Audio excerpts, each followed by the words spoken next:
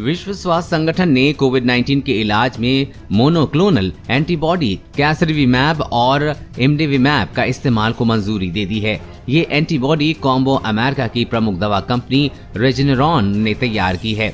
WHO ने ताज़ा guideline में कहा है कि कोविड के हल्के और गंभीर मरीजों के इलाज में इनका इस्तेमाल किया जा सकता है।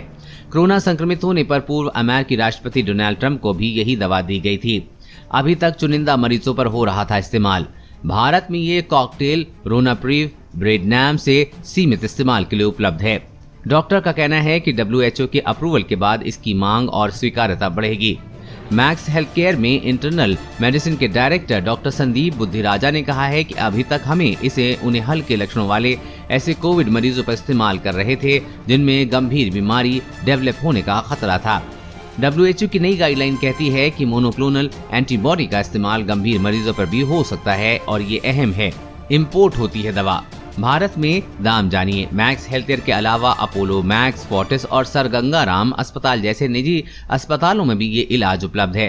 अपोलो अस्पताल में senior consultant doctor Rajesh Chawla के अनुसार मोनोक्लोनल एंटीबॉडीज थेरेपी भारत में रोचे नाम की कंपनी आयात रखती है।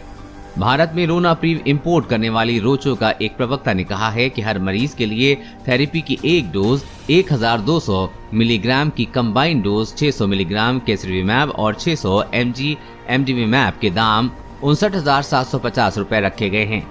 कोरोना के तांडव के बाद अब मुंह पसारे खड़ा है नया वेरिएंट R1।